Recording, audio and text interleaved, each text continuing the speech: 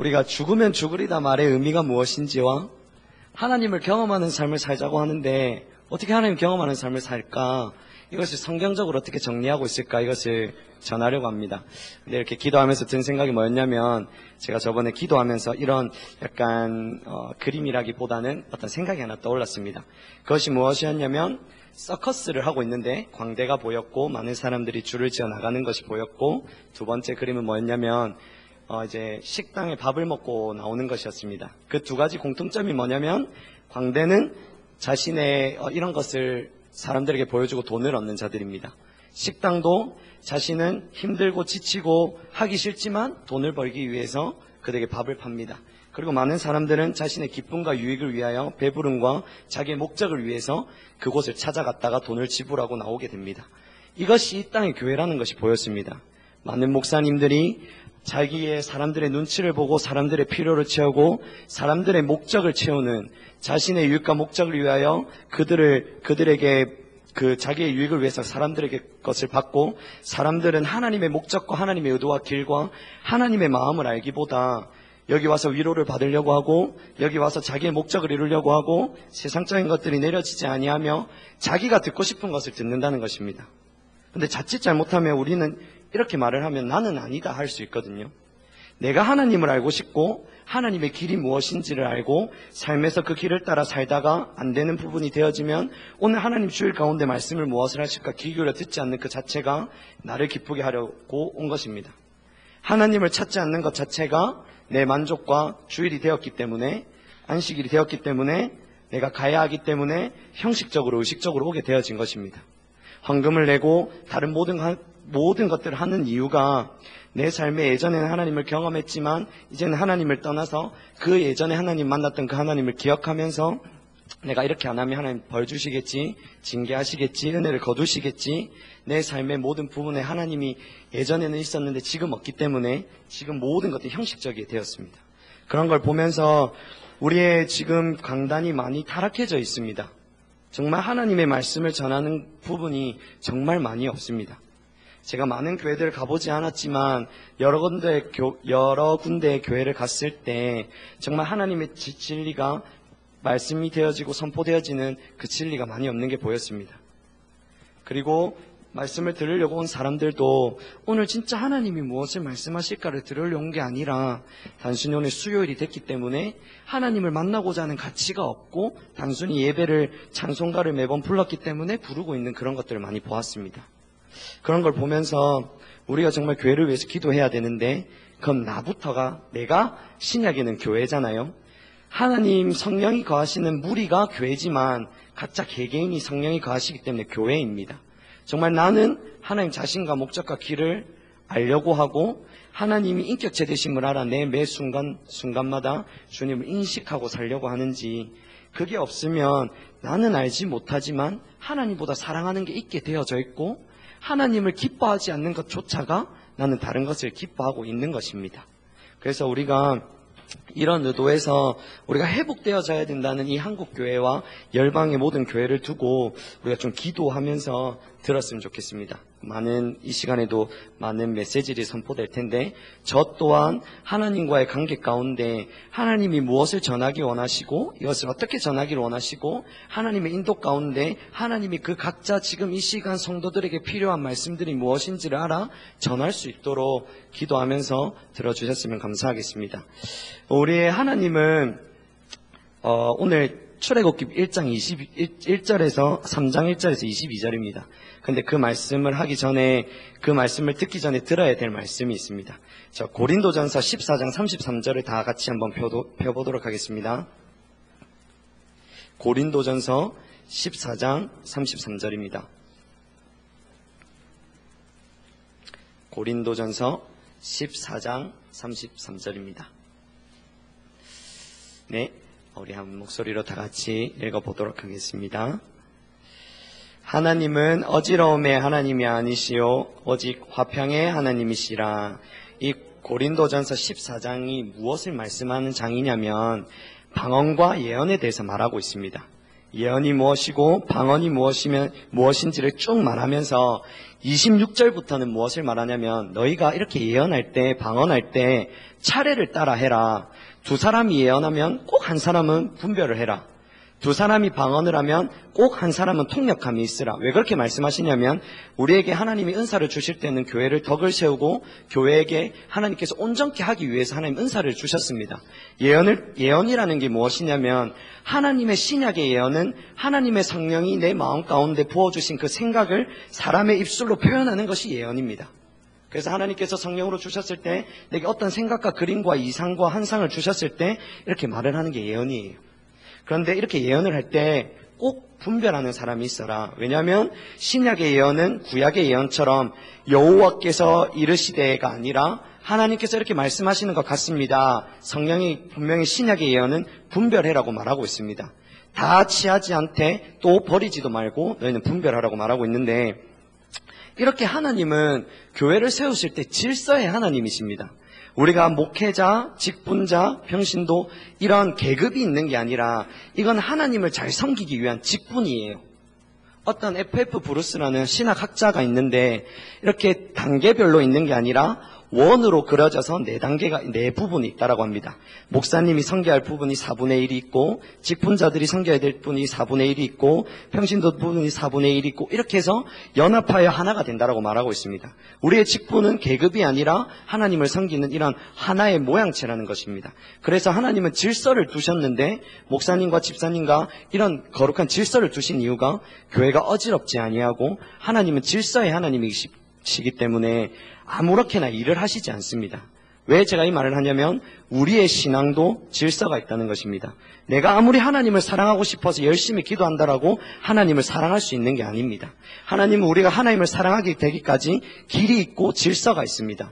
창세기만 보더라도 우리가 6일 동안 하나님이 지으실 때 아무렇게나 지으시지 않았어요. 각 날마다 하나님이 완전히 6일날 사람을 지으실 때까지 그 사람이 잘 살 수 있는 에덴 동산을 지으실 때 해와 달과 궁창과 이런 땅과 바다가 일어나게 하시고 나르는 새가 날고 물고기들이 만드는 이런 단계가 있다고요. 1일, 2일, 3일 하루에 한 번에 다 만드실 수 있지만 하나님은 그런 질서를 통하여 사람이 온전케 살 수 있도록 질서를 통해서 만드셨습니다. 이런 것처럼 우리가 하나님의 신앙을 따라갈 때, 하나님을 찾을 때도 질서가 분명히 있습니다.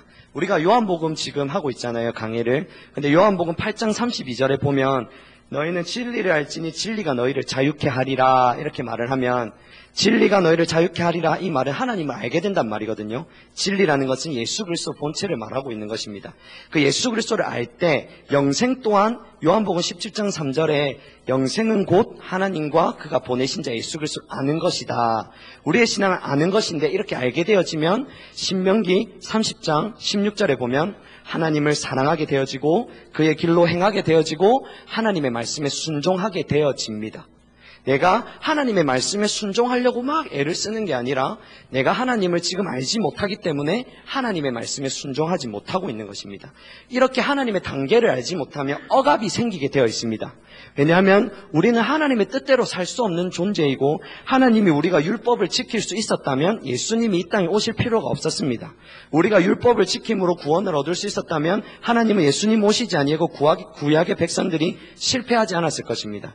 왜 구약의 백성들이 실패했냐면 문자에 의한 삶이라고 목사님께서 많이 말씀하셨습니다. 그래서 예수님께서 우리들을 구원하러 오시려고 십자가를 지러 오셨습니다. 그래서 예수님께서는 십자가를 지시고 우리를 자유케 하시고 우리를 하나님의 자녀 삼아주시고 사단의 건세와 억압에서 우리를 자유케 하여 주시고 하나님을 이렇게 따르게 하셨습니다.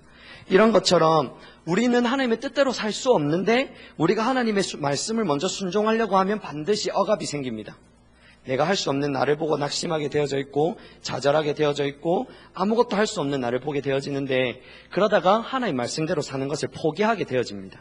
그런데 성경에서는 너희가 하나님의 말씀을 먼저 지키라고 말하지 않습니다. 하나님을 사랑하고 그의 길로 행할 때 하나님이 함께 하셔서 하나님의 그 생명으로 하나님의 말씀을 지킬 수 있다라고 말하고 있습니다. 그것을 요한 1서에 보면 우리가 요한일서 2장 3절에 보면 우리가 그의 계명을 지키면 이로써 우리가 그를 아는 줄로 알 것이요. 그를 아노라 하고 그의 계명을 지키지 아니하는 자는 거짓말하는 자요 진리가 그 속에 있지 아니하되. 내가 지금 하나님의 말씀을 지키지 않는다는 말은 하나님을 모른다는 말입니다. 하나님을 모른다는 말은 하나님을 사랑하지 않는다는 말이고, 하나님을 사랑하지 않는다는 말은 하나님의 길로 행하지 않고 있다는 말이고, 하나님의 길로 행하지 않고 있다는 말은 하나님의 말씀에 순종하고 있지 않다는 말입니다. 이것이 성경에서 말하고 있는 순서입니다.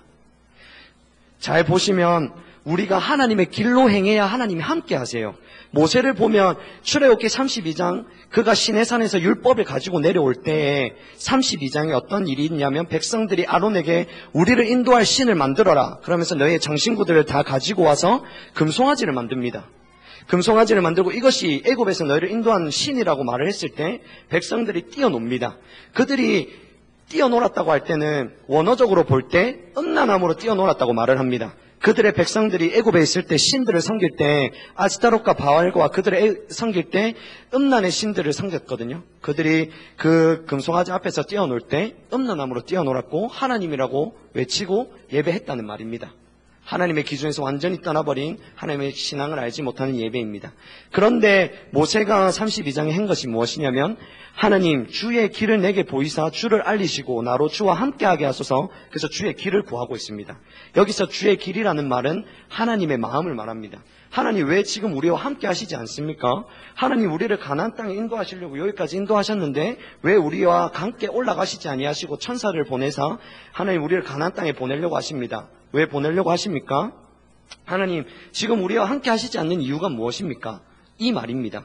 그러니까 하나님의 얼굴을 구하니까, 하나님의 마음을 구하니까, 하나님의 의도와 하나님의 생각과 하나님의 그분의 목적을 구하니까 하나님께서 내가 친히 가리라 그 다음 절에 바로 말씀하십니다. 다른 이유도 말씀하시지 않습니다. 내가 너와 친히 가리라. 내가 너를 평케하리라. 그러니까 하나님의 의도는 철저하게 하나님의 길로 행할 때 하나님이 함께 하신다는 말입니다. 그러니까 하나님의 길로 행할 때 하나님 함께 하시면 하나님의 생명이라는 것이 무엇이냐면 하나님의 말씀의 의도와 의미, 목적 그대로 알게 되어져서 하나님을 그 말씀의 의도대로 순종할 수 있습니다. 제가 이랬잖아요. NWS 갔을 때 어떤 한 학생이 아버지를 용서하지 못했다. 그런데 오늘 예배 가운데 나를 용서해 주신 하나님을 만나니까 아버지를 용서할 수 있게 되었다. 하나님이 그 용서라는 건 말이 무엇이냐면 우리가 원수를 사랑하지 못한다고 말하잖아요. 제가 예전에 좀 힘든 일이 있어가지고 어떤 한 분을 섬겨주면서 하나님의 마음으로 이 영혼을 끝까지 섬겨줄 수 있도록 기도했습니다. 그런데 저와 상관없이 그는 저에 대해서 엄청 안 좋게 말하고 엄청 안 좋게 힘들게 하고 다른 사람들에게 저에 대해서 저는 좀 안 좋은 사람이라고 이런 일들이 있었어요. 그런데 그때 무엇이 깨달아졌냐면 내가 하나님 앞에 원수라는 것입니다. 로마서에 보면 내가 아직 죄인 되었을 때에 그가 예수님께서 우리에게 오셔서 십자가에 달려 죽으시고 내가 아직 원수 되었을 때에 하나님께서 나를 위해서 십자가를 지었다는 말입니다.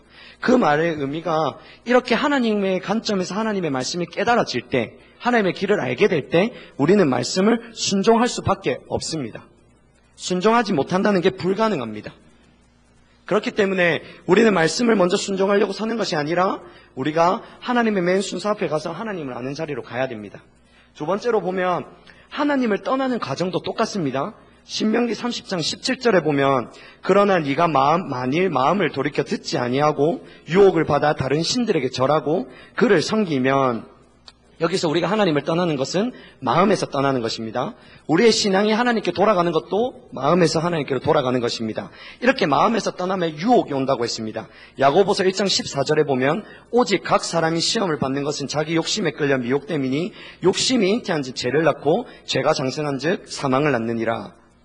이것이 하나님께서 말씀하고 계신 것입니다. 너희가 필연적으로 마음이 떠나면 세상의 유혹을 받게 된다. 돈의 방법을 따르게 돼 있고 내가 돈을 얻기 위하여 세상 방법을 따르게 돼 있고 하나님은 다른 사람을 유익하고 섬기기라고 하는데 내 유익을 위해서 다른 사람을 이용하게 돼 있고 내가 살아가는 모든 방식이 내 목적과 나를 기쁘게 하고 나를 유익되게 하며 나의 만족을 위해 살아간다는 것입니다. 세상 사람들이 그렇지 않습니까? 승진하기 위해서 다른 사람은 보다 잘해야 돼요. 다른 사람이 잘 되는 걸 싫어해요. 다른 사람이 최연소인데 최연소자가 나보다 잘하면 나보다 빨리 승진할 것이고 그럼 이 사람은 시기 질투하게 돼 있고 싫어하게 돼 있어요. 그러니까 지금 대통령님이나 국회의원들 보면 다른 사람을 후욕하잖아요. 내가 이런 공약을 낼 것이다 하면서 다른 사람의 안 좋은 것들을 들춰낸다고요. 지금 모든 그러한 자기가 우선되기 위해서 모든 방법들이 세상 방법이라는 것입니다. 이렇게 되면 오늘 목사님이 말씀하셨는데 역대상 21장 1절을 보면 사탄이 일어나 이스라엘을 대적하고 다윗을 충동하여 이스라엘을 계수하니라. 그런데 사무엘상 24절 1절에 보면 사탄이 충동했다라고 말하지 않고 여호와께서 다시 이스라엘을 향하여 진노하사 그들을 치시려고 다윗을 격동시키사 가서 이스라엘과 유다의 인구를 조사하라 하신지라. 성경에는요, 하나님께서 어떨 때는 이렇게 말하실 때가 있는데 어떨 때는 이렇게 말씀하실 때가 있어요. 역대상에는 분명히 똑같은 사건을 두고 사탄이 일어나서 다윗을 충동했다라고 하는데 사무엘하에 보면 하나님께서 다윗을 격동하사 이스라엘을 치시려고 그에게 격동했다고 했어요. 이 말의 의도가 무엇이냐면 아까 앞에 말씀을 보면 너희가 마음이 주님에게서 떠나 유혹을 받았다고 했어요. 다윗이 하나님을 떠나 있었어요. 인구를 조사할 때 요압에게 이런 말을 해요. 요압아, 너희가 이 모든 땅에 가서 인구를 조사해라. 근데 요압은 어떻게 말씀하냐면 요압이 왕께 아뢰되 이 백성이 얼마든지 왕의 하나님 여호와께서 100배나 더하게 하사 내 주 왕의 눈으로 보게 하시기를 원하나이다. 그런데 내 주 왕은 어찌하여 이런 일을 기뻐하시나이까? 요압이 지금 하나님이 기뻐하시지 않는다는 걸 보고 있어요. 그런데 다윗은 이 일이 하나님이 기뻐하시지 않는다는 걸 보지 못해요. 왜 그러냐면 하나님을 떠나 있기 때문에 그래요. 그래서 요압이 모든 땅을 돌아서 9달 20일 만에 돌아옵니다. 사무엘하 23장 8절 그들 무리가 국내를 두루 돌아 9달 20날 만에 예루살렘에 이르러. 그런데 다윗은 깨닫지 못하고 있습니다. 요압이 돌아왔을 때 그때에서야 주님 내가 잘못했습니다. 내가 계수함으로 죄를 범하였습니다. 다윗이 하나님을 떠나 있는 걸 보고 계십니까? 9달 동안 떠난 게 아니라 이미 그 전에 하나님을 떠났기 때문에 이 상황이 맞닥뜨려졌을 때 사단의 유혹에 충동되어 사단의 말씀을 듣게 되어 사단의 말을 듣고 계수하게 되어집니다. 이것이 너희가 마음에서 떠나 다른 유혹을 받아 내 말을 듣지 아니하고 다른 신들을 섬긴다는 이 말입니다. 그러니까 우리가 하나님의 말씀을 떠나 사단의 말을 듣게 되는 것 또한 질서가 있습니다. 너희가 마음을 떠나 유혹을 받고 내 말씀을 듣지 아니하고 너희가 필연적으로 다른 사람을 섬기게 돼 있다. 그런데 잘 보십시오. 예수님이 어떻게 하셨는지 마태복음 16장 21절에 보면 예수님께서 이래요. 16장 16절에 많은 사람들이 예수님을 누구라 하느냐 이렇게 했을 때 뭐 예레미야다 선지자다 이렇게 하는데 베드로는 이렇게 해요. 하나님은 그리스도시요 하나님 살아계신 하나님의 아들이라고 말하면서 하나님 이거는 성령의 계시로 네가 알게 되었다. 복이 있다. 그러면서 이 반석 교회를 내가 세울 텐데 이 반석 위에 세우겠다. 이 고백 위에 하나님은 그리스도시요 살아계신 하나님의 아들이십니다. 이 고백 위에 교회를 세우겠다는 말이에요.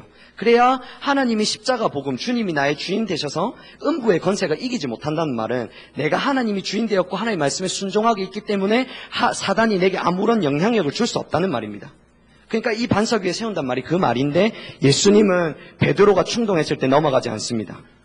왜냐하면 예수님은 이 땅에 오신 이유를 알고 있었어요.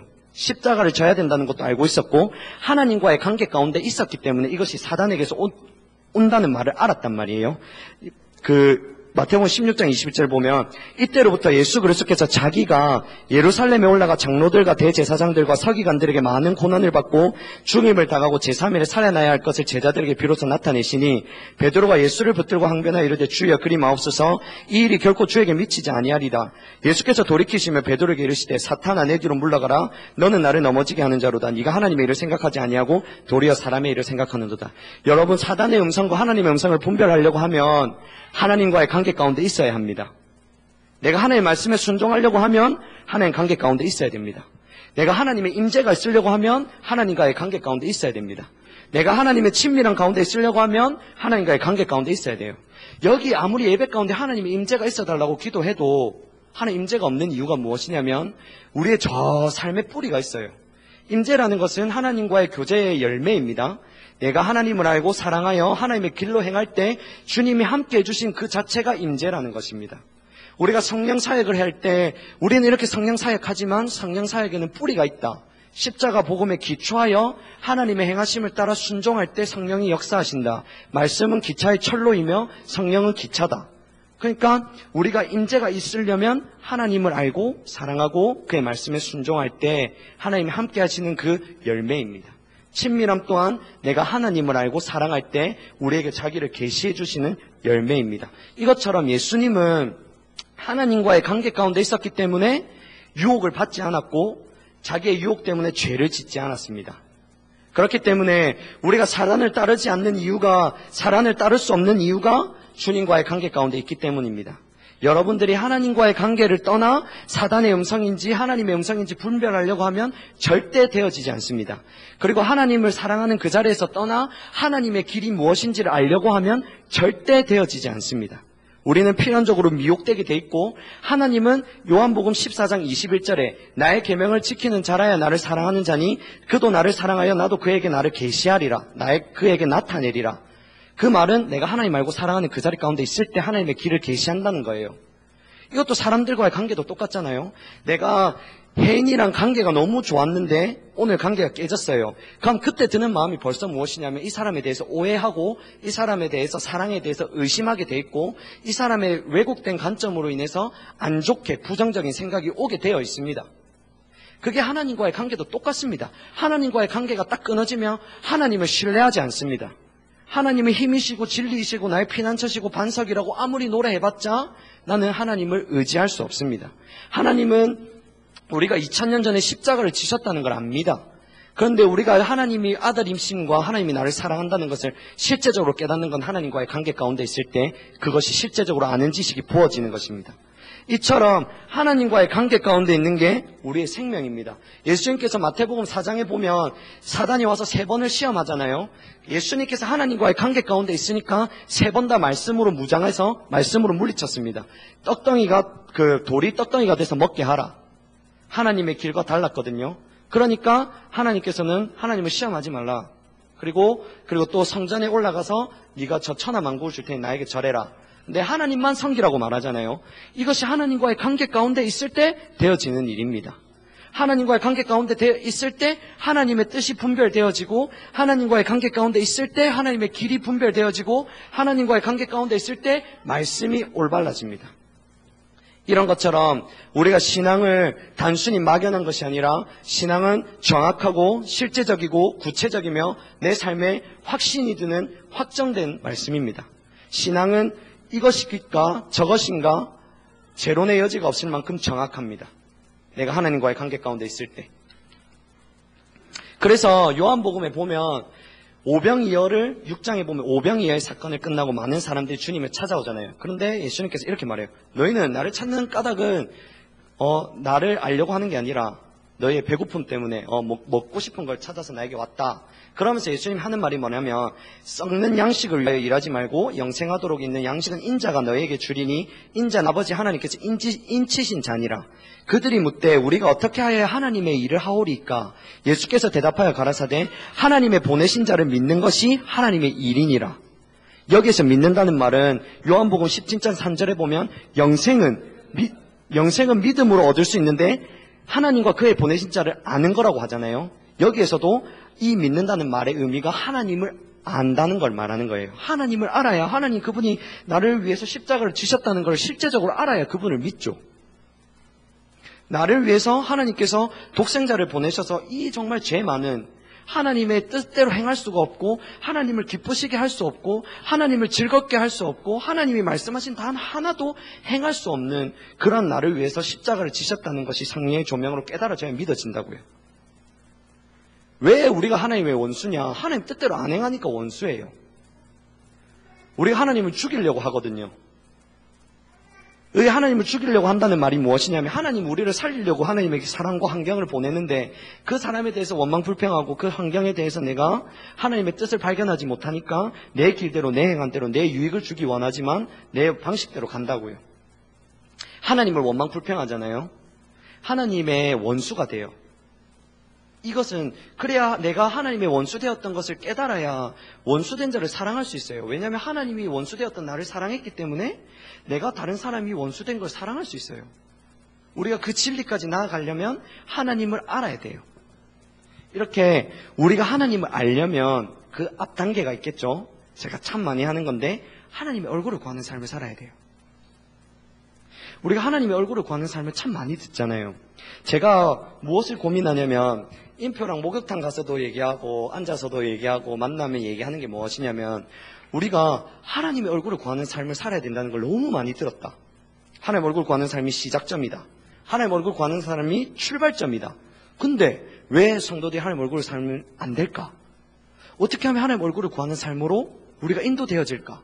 어떻게 하면 다른 사람을 섬겨서 하나님의 얼굴을 구하는 삶을 살게 할 수 있을까? 저는요, 하나님의 임재, 하나님의 믿음, 하나님의 순종, 하나님의 거룩함, 리더십, 모든 성령의 역사, 모든 것들은 하나님의 얼굴을 구하는 삶의 열매입니다. 저는 모든 제가 나중에 섬겨야 될 백성들과 지금 제 주변에 섬기고 있는 사람들과 제가 농소교회를 위해서 기도하고 이 땅의 교회를 위해서 기도하는 단 한 가지가 하나님의 얼굴을 구하는 삶으로 전환만 시켜주십시오. 그러면 하나님께서 인도에 가십니다. 인도해 가시고 하나님의 뜻을 보기 때문에 순종 안 할 수가 없고 하나님의 뜻에 순종하면 하나님을 경험이 안 될 수가 없어요. 그런데 우리가 하나님의 얼굴을 구하는 삶을 많이 들었는데 왜 안 되는가? 어떤 사람은 되는데 왜 누구는 안 되는가? 저는 되는 사람에게 초점이 있는 게 아닙니다. 안 되는 사람을 하나님의 얼굴을 구하는 삶으로 세워서 그 사람이 올바른 신앙을 하게 하는 게 제가 고민하고 있는 것입니다. 제가 하고 있기 때문이 아니라 제가 그렇게 살아가면서 이것이 실제적으로 소중한 게 보였고 하나님이 그렇게 섬겨야 된다는 게 보였기 때문에 저는 제가 가르치는 게 아니라 종된 자리에서 섬기기를 원합니다. 다른 사람이 유익되기를 원하고 교회가 세워지기를 원하고 다른 사람이 하나님이 예배하신 모든 유혹과 생명을 얻기 원하는데 이 생명을 얻기 원하려면 하나님의 얼굴을 구하는 삶을 살아야 된다는 말입니다. 그럼 이 하나님의 얼굴을 구하는 삶이 무엇인가 우리가 알아야 되는데 하나님의 얼굴을 구하는 삶은 하나님을 중심을 보신다 했잖아요. 우리의 전심에서 우리의 중심에서 하나님 그분을 알기 원하고 하나님 인격체시기 때문에 하나님은 우리에게 관계를 원하시기 때문에 하나님 그분의 생각과 마음을 알기 원하고 그분의 생각과 마음을 나와 교류하기 원하고 하나님 그분의 뜻이 무엇인지를 알기 원하고 하나님 자신과 목적과 길을 구하는 것이 하나님 얼굴을 구하는 삶입니다. 그것을 머리가 아니라 중심으로요. 우리는 머리로는 그것을 구할 수 있는데 중심으로 구하려면 하나님의 은혜가 필요해요. 그런데 이렇게 하나님의 얼굴을 구하는 것이 일회적인 것이 아니라 지속적인 것이라는 것입니다. 지속적으로 구하지 아니하면 하나님 얼굴을 구하는 삶이라고 할 수 없습니다. 지금 이 순간 오늘 하나님께서 나에게 말씀하신 게 있다 하더라도 돌아가서 하나님을 찾지 아니하면 하나님 얼굴을 구하는 삶이 아닙니다. 그런데 이렇게 많이 들었는데 그럼 어떻게 해야 되냐? 나도 하나님 얼굴을 구하는 삶을 살고 싶다. 안 된다. 되는 사람은 되는데 하나님 깨닫게 해주신 사람은 되는데 왜 나는 안 깨달아지는가? 도대체 무엇이 문제인가? 저는 그것을 매일 고민했어요. 그러니까 제가 지금 되니까 그걸 말하는 게 절대 아니라는 걸 보여드리고 있습니다. 저는 단 한 명의 사람도 하나님 얼굴을 구하는 삶을 회복시키고자 하는 그 열망 때문에 하고 있는 것입니다. 우리가 사무엘 사사기를 보면 패턴이 있거든요. 하나님을 사랑하는 자들이 하나님의 마음을 떠나 미혹되어 주님 다른 신을 섬기면 하나님은 다른 나라를 일으키셔서 징계하시고 이들이 하나님께 부르짖고 하나님이 사사를 세우사 이들에게 구원자가 되게 하나님을 경험하게 하고 주님께 다시 돌아오는 이 삶을 해서 40년이 가고 또 주님을 떠나면 다른 사사를 세우시고 또 40년이 가면 이렇게 하시거든요. 사무엘 사사기의 마지막 사사가 사무엘입니다. 저는 목사님 많이 7장에 하나님의 여호와를 사모하니라 이 말씀을 하잖아요. 만약에 하나님의 질투가 부어지지 않아서 하나님을 찾지 못하게 된다면 하나님의 붙지 않은 하나님의 잘못입니다.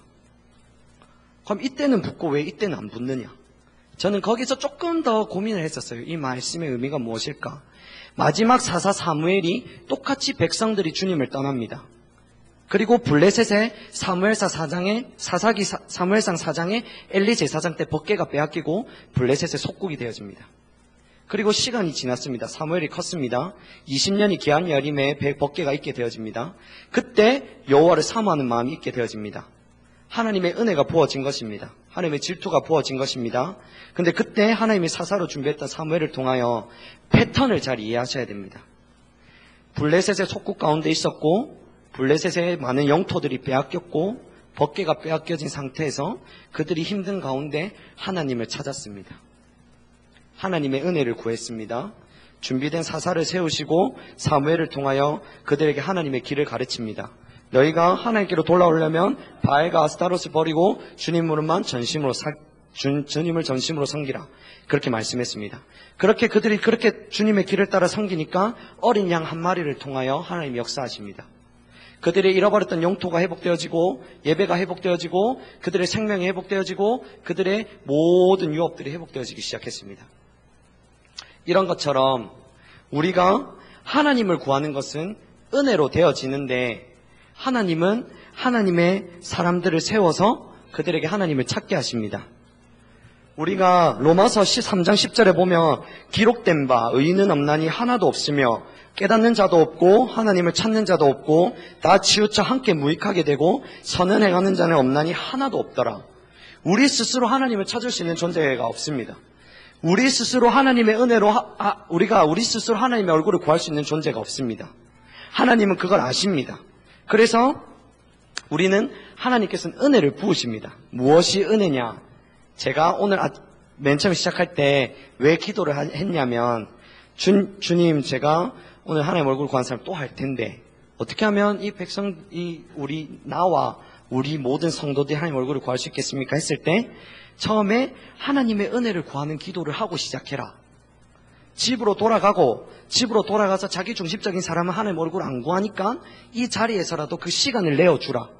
하나님 얼굴을 구하는 것이 무엇인지 가르치고 하나님 얼굴을 구하는 시간을 내어주고 그들이 저와 우리가 하나님을 찾게 해달라고 기도하라고 했습니다. 그리고 마치고 마무리도 각자가 개인적으로 하나님의 얼굴을 구하고 가게 할 것입니다. 이 모든 것 하나하나를 인도함을 받고 하고 있습니다.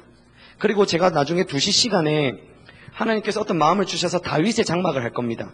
왜 다윗의 장막을 할 거냐? 제 설교 시간에 저는 성도들이 하나님 얼굴을 구하는 사람을 이렇게 선포하고 있는데 왜 안 사라질까? 어떻게 하면 살까를 고민했을 때 그들이 집에 돌아가면 바쁜 시간과 환경을 통해서 하나님을 찾는 시간이 없다. 그리고 마음이 하나님을 떠나있기 때문에 하나님을 찾을 힘이 없다. 우리가 육신적인 밥을 먹지 않고 오래 지속되면 아무런 힘이 없잖아요. 그런 것처럼 영적으로 완전히 다운되어 있었기 때문에 우리가 교회에서 설교 말씀을만 듣는 것이 아니라 하나님을 개인적으로 기도할 수 있는 시간을 좀 내어줘야겠다. 그렇게 고민하면서 다윗의 장막을 하나님께서 비춰주신 것을 순종하려고 합니다. 그렇기 때문에 하나님의 은혜가 무엇이냐? 우리는 하나님을 찾을 수 없지만 하나님의 은혜로 하나님의 세우신 사람을 통하여 하나님의 신앙이 무엇이고 길이 무엇인지를 가르치고 그 시간을 통하여 하나님을 찾게 하는 시간을 내어주고 그들이 그 시간을 통하여 하나님을 경험하게 되어지고 그것이 반복되어진다면 그 사람도 하나님의 얼굴을 구하는 삶까지 지속되어진다는 것을 제가 배웠습니다. 그래서 하나하나 하나님의 얼굴을 구하는 삶으로 돌이키기 위하여 그것을 실천할 것이고 순종할 것인데 그래서 우리는 로마서 말씀을 통해서도 하나님을 찾는 자가 없는데 이 말씀의 시간을 통하여 하나님 얼굴을 구하는 삶은 이거다. 하나님 얼굴을 구하는 시간을 이렇게 가져야 된다. 이렇게 들었던 것을 실제 삶으로 나아가기까지 도와주기 위해서 이 모든 것들이 은혜라는 것입니다. 바울이 고린도전서 15장 10절에 이런 말을 합니다. 내가 나된 것은 하나님의 은혜로 된 것이고 모든 사도보다 수고하고 애쓰는 모든 것들이 하나님의 은혜다. 우리는 성령이 거하시잖아요. 신앙의 처음부터 끝까지 하나님의 은혜라는 말이 무엇이냐면 구원이 하나님의 은혜로 왔어요.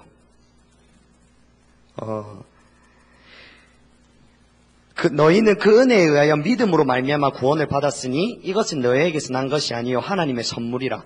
행위에서 난 것이 아니니 이는 누구든지 자랑하지 못하게 함이라. 하나님은요 하나님의 얼굴을 구할 수 없는 사람한테 하나님의 얼굴을 구해라 이렇게 말하는 분이 아닙니다. 우리는 구원을 하나님의 은혜로 받았기 때문에 성령이 내 안에 내주하시고 이 성령을 통하여 하나님을 볼 수 있는 눈을 가지고 있습니다. 성령이 우리에게 오시면 그 진리는 하나님께서 말씀하신 모든 것을 기억나게 하고 생각나게 하며 우리를 진리 가운데로 인도하시리라고 예수님께서 말씀하셨습니다. 우리는 성령께서 내 안에 계시기 때문에 우리는 하나님의 얼굴을 구할 수 있는 기초가 되어 있습니다. 그리고 사도 바울도 하나님의 은혜로 구원을 받았잖아요. 다메섹 사건을 보면 그는 하나님을 잘 섬긴다고 했는 게 하나님의 원수를 했어요. 이게 하나님의 원수예요. 원수. 스데반이 하나님의 성령에 취하여 하나님의 말씀을 전했는데 유대인들이 이가 갈릴 만큼 심령에 부딪힘이 오니까 돌을 들어 쳐 죽였잖아요. 많은 사람들이 하나님의 사람들을 그렇게 돌로 쳐 죽였어요. 이사야 그리고 많은 하나님의 사람들, 예수님까지요. 이게 하나님의 원수된 우리의 모습이라고요. 구원받지 못한 우리의 모습. 근데 바울이 다메섹 도상의 다메섹 지역에 하나님의 그 백성들을 잡으러 갈 때 하나님께 그 도상에서 만나 주시잖아요. 이 전적 은혜예요. 바울이 뭔가 율법을 많이 읽었기 때문에 구원받은 게 아닙니다. 하나님께서 하나님의 뜻 때문에 그를 선택하셨고, 에베소서 1장에 보면 창세전에 그들을 택하사 그들을 구원하셨어요. 그런 것처럼 구원이 하나님의 은혜로 시작됐다면 우리가 하나님의 얼굴을 구하는 삶도 하나님의 은혜라는 거예요. 우리의 힘으로 하나님 얼굴을 구하는 삶을 해봐야 되겠다가 아니라, 하나님, 내가 하나님 얼굴을 구하는 삶을 살게 해주세요. 내가 하나님을 더 사랑하게 해주세요. 은혜를 구하라는 거예요. 많은 잠언서에 보면, 잠언서 3장 34절에 보면 진실로 그는 거만한 자를 비웃으시며 겸손한 자에게 은혜를 베푸시나니, 야고보서 고린도전서에 보면 교만한 자를 대적하시고 겸손한 자에게 은혜를 부으신다. 여기서 말하는 겸손이 무엇이냐? 하나님 아는 자가 겸손한 자입니다. 내 처지를 알기 때문에 주님, 나는 하나님 얼굴을 구할 수밖입니다. 그래서 하나님 은혜가 필요합니다. 하나님, 나는 하나님을 사랑할 수가 없는 존재입니다. 하나님 은혜가 필요합니다.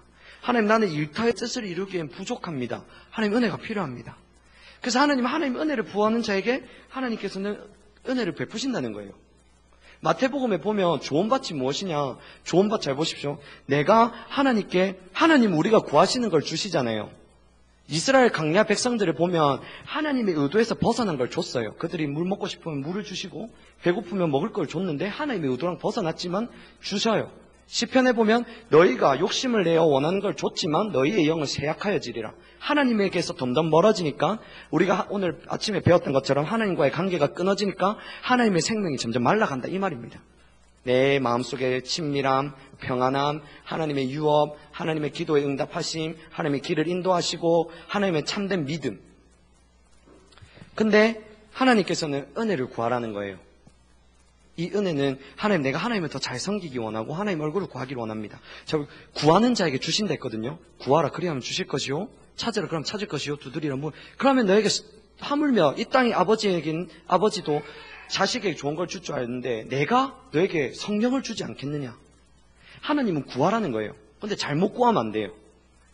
하나님의 얼굴을 구하게 도와주세요. 우리는 이렇게 해요. 이 사람을 사랑할 수 있게 도와주세요, 이렇게 구하거든요. 순서에 안 맞죠? 뭐부터 구해야 되겠습니까? 우리가 하나님을 알고 사랑해서 하나님의 관점이 우리에게 부어져야 하나님의 관점으로 이 사람을 사랑할 수 있어요. 우리에게 순서가 뒤바뀌어져 있다고요. 그러니까 신앙이 안 되고 억압이 빠지는 거예요. 내가 말씀대로 살아보려도 안 되는 내 모습에 좌절하고 낙심하고 내가 힘들어 억압에 빠지게 된다는 그 말씀입니다. 우리는 임재를 구해요. 근데 임재를 구하기 이전에 내가 하나님의 얼굴을 구하여 하나님의 그분 자신과 목적과 길을 알면 하나님을 사랑하게 되어져 있어요. 그러면 하나님께서는 그를 사랑하시기 때문에 그의 길을 나타내십니다. 그러니까 그렇게 따라갈 때 하나님 임재하신다고요.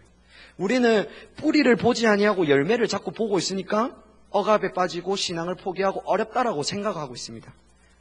내 멍에는 가볍고 쉽다, 내게로 와서 배우라. 신앙을 배우라는 말입니다.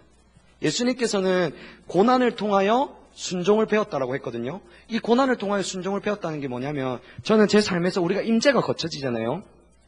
임재가 거쳐진 게 진짜 감사한 거예요. 우리는 아직 신앙이 자라나고 있는 단계입니다. 임재가 거쳐짐을 통하여 내가 하나님을 찾게 되잖아요. 하나님, 내가 하나님의 진리에서 벗어난 게 무엇입니까? 하나님의 길에서 벗어난 게 무엇입니까? 하나님의 뜻이 무엇입니까? 그러면 하나님의 진리를 깨닫게 하시고 그렇게 조정했을 때 하나님 임재가 함께 하시잖아요. 하나님은 우리에게 임재를 거두심으로 가르치십니다. 어떨 때는 사람의 말을 통해서 가르치시고 어떨 때는 설교를 통해서 가르치시고, 우리의 삶에서 다른 사람이 내게 계속 붙어있고 다른 사람이 어떤 환경이 내게 계속 붙어있지 못하기 때문에 하나님이 임재를 거두시면서 가르치신다고요. 우리는 항상 주님 앞에 이렇게 배워가야 돼요. 신앙을. 하나님, 왜 주님이 내게서 떠나가십니까? 내 어떠한 가치관이 왜곡되어 있습니까? 어떠한 내 중심의 마음이 왜곡되어 있습니까? 어떠한 게 하나님의 길입니까? 그러면 하나는 말씀하시는 하나님이에요. 하나님 말씀을 주셨잖아요. 근데 성령을 통하여 하나님은 참 우리에게 하고 싶은 말이 많으신 분입니다. 막 우리처럼 막 기도하면 제잘 이렇게 말씀하신 게 아니라 작은 한 부분의 말씀을 하셔도 많은 의미를 담고 있다, 이 말입니다. 하나의 그림을 보여줘도 하나님의 그 생각과 마음을 완전히 다 담고 있을 수 있어요. 그런 것처럼 우리는 열매를 볼 게 아니라 내가 신앙이 안 되는 하나님 얼굴을 구하는 삶을 해야 되는데, 이 하나님 얼굴을 구하는 삶은 은혜로 되어진다는 말입니다. 많은 사람들이 하나님 얼굴을 구하는 것을 잘 몰라요. 제가 나중에 실제적으로 하나님이 제 삶 가운데 행하고 계신 일들을 나눌 텐데, 그러면 조금 더 하나님의 얼굴을 구하는 삶에 대해서 이해하실 수 있을 것입니다. 잘 보십시오. 그러면 제가 신앙은 순서라고 했습니다. 하나님의 질서의 하나님이십니다. 우리가 하나님의 얼굴을 구하면, 은혜로 하나님의 얼굴을 구하면 하나님 그분이 내게 오셔서 전심으로 구할 때 나를 만나 주십니다. 나를 만나 주시면 하나님을 사랑하게 되어집니다. 이 사랑한다는 말은 신명기 6장 5, 6, 7절에 보면 네 마음을 다하고 뜻을 다하고 힘을 다하여 사랑하는 것을 말합니다. 그렇게 하나님을 사랑할 때 내가 요한복음 14장 21절에 보면 내가 사랑하는 자에게 나를 나타내리라. 하나님 자신과 목적과 길을 나타내십니다. 그러면 내가 하나님과 함께함으로 하나님의 관점과 하나님의 기준이 내게 살아있기 때문에 이 사람을 사랑할 수 있습니다. 하나님의 말씀을 지킬 수 있습니다. 율법을 통틀어 두 가지로 요약하잖아요. 하나님 사랑과 이웃 사랑. 하나님을 전 존재로 사랑하고 이웃을 사랑할 수 있다는 그 말입니다. 그렇게 반대로 나가면 우리가 하나님을 찾지 않게 되어지고 마음이 주님을 떠나 유혹을 받아 계속 내 생각과 내 길과 사단이 원하는 세상적인 방법을 따라 살면 점점 하나님에게 멀어지게 돼 있고 생명이 거쳐지게 돼 있고 나는 하고 싶지 않은데 계속 하게 돼요. 이게 벌써 주님이 떠난 거예요.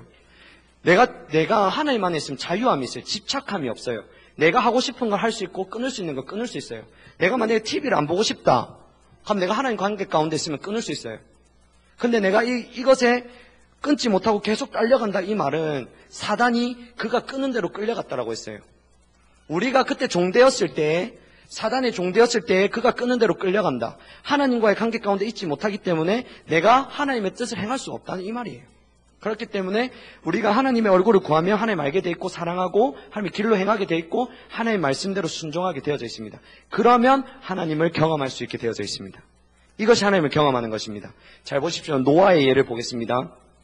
노아의 예를 보면 창세기 6장 9절에 보면 이것이 노아의 족본이라 노아는 의인이요 당대의 완전한 자라 그는 하나님과 동행하였으며, 이제 이런 말씀을 보면 뿌리가 뭔지 보여야 돼요. 하나님과 동행했다는 말이 하나님을 찾았단 말이고 그는 하나님을 알았단 말이고 그는 하나님을 사랑했기 때문에 그의 길을 알았다는 말이고 그 길로 동행했다는 말입니다. 이런 한 말씀을 봐도 이제 뿌리가 보여야 돼요. 이제 목사님께서 설교하실 때 목사님 이 길을 얘기하고 있지만 여기를 볼 수 있어야 돼요. 아, 저 말이 여기서 되어지는구나. 그리고 저와 목사님과 여기 앞에 강단에서 설교하는 모든 사람의 말을 꼭 성경으로 분별하셔야 됩니다. 사람을 신뢰하면 안 됩니다. 목사님께서 함께 하신다고 해서 목사님을 신뢰하면 안 돼요. 여주봉 목사님을 신뢰하면 안 됩니다.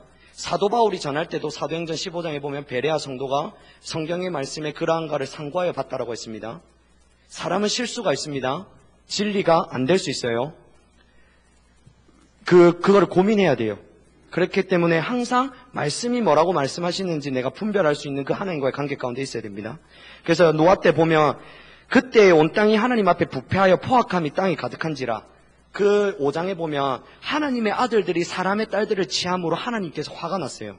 하나님의 사람으로 살지 않고 자기 육신의 만족과 자기의 기쁨대로 여자를 취하고 자기의 육신적인 삶으로 돌아갔다는 이 말입니다. 오늘 에베소서 2장 1절에서 보면 죄와 허물로 죽었던 그때에 네 마음의 육체와 본성이 원하는 대로 행하여 본질상 진노의 자녀인 그 상태로 돌아갔다는 말입니다.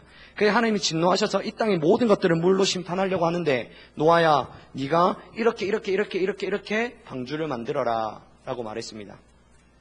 근데 만약에 노아가 하나님보다 더 위대해가지고 하나님보다 조금 더 자신이 잘할 수 있다라고 생각해서 성도들을 찾아가서 하나님 이런 게 있습니다. 회개하셔야 됩니다. 하나님, 지금 하나님 싫어하십니다. 전도하고 있었다면 하나님의 뜻은 안 이루어졌습니다. 하나님의 자신과 하나님의 목적을 보았을 때 내가 이 땅을 완전히 부패하여서 이 땅을 완전히 멸하리라, 그러니까 네가 방주를 지어라 했을 때 이 목적에 동참하지 아니하고 내 방법대로 내 길대로 행했더라면 노아도 이 땅의 모든 다 죽었을 겁니다. 모세 보십시오. 하나님을 경험하면 어떻게 경험했냐면 하나님께서 모세에게 출애굽기 3장에 찾아오십니다. 이드로의 양떼를 서쪽으로 보내려고 할 때 떨기나무에 불꽃이 임하여서 저것이 무엇인가 하려 보러 갔습니다. 하나님께서 그에게 네가 선 곳은 거룩한 땅이니 이 신을 벗으라 엎드리라고 했습니다. 그래서 하나님께서는 난 아브라함과 이삭과 야곱의 하나님이다. 이 말이 무엇이냐면 나는 아브라함에게 약속했던 그 약속을 이루러 왔다. 430년 만에 너희는 종살이 됐던 애굽에서 출애굽할 거서 가나안 땅에 들어갈 거다. 이 약속을 이루러 오셨다는 말입니다.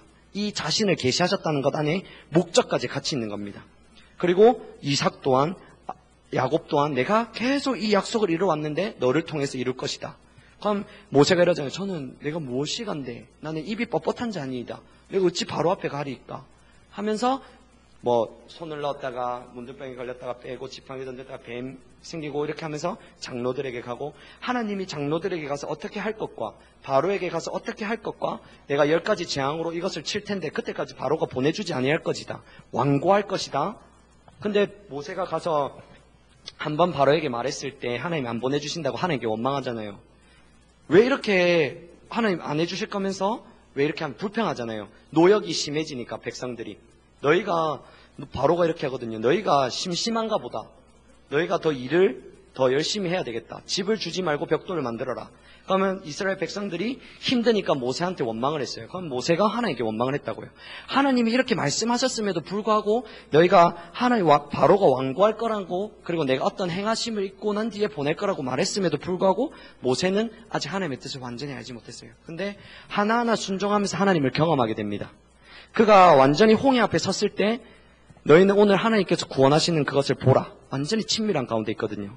모세도 처음부터 하나님의 친밀한 가운데 있지 않았습니다. 하나님을 만났고 하나님 가라 하면 하나님 친밀한 가운데 있으면 가야죠. 안 가잖아요. 그렇게 하나하나 가르치심으로 세워갔다고요. 그렇게 했을 때 출애굽했고 이스라엘 광야 40년 동안 그는 가나안 땅에 들어가지 못했지만 수많은 하나님의 것을 경험했습니다.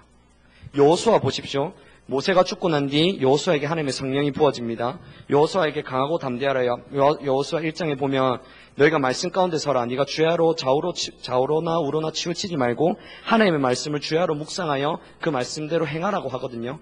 그렇게 했을 때 성령이 부어지잖아요. 말씀과 성령의 조화입니다. 말씀 없이 성령이 부어지지 않습니다. 말씀 없이 성령의 행하심이 있을 수 없습니다.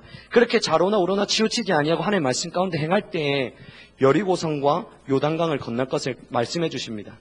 어느 성경에도 요단강을 건너게 하는 방법이 기록되어 있지 않습니다. 이것은 여호수아가 하나님과의 관계 가운데 하나님의 음성을 듣고 순종한 것을 볼 수 있습니다. 그렇게 순종했을 때 요단강이 물이 서고 그 길로 걸어갈 수 있었잖아요. 제사장이 하나하나 가르쳐주세요. 너희가 제사장이 7명이 서서 발에 댈 때 물이 설 것이다. 그리고 모든 백성들이 12도를 취하여 빠져나갔을 때, 그리고 제사장들이 마지막으로 빠져나갔을 때 물이 덮일 것이다. 다 얘기해 주거든요. 그때 하나님을 경험했다고요.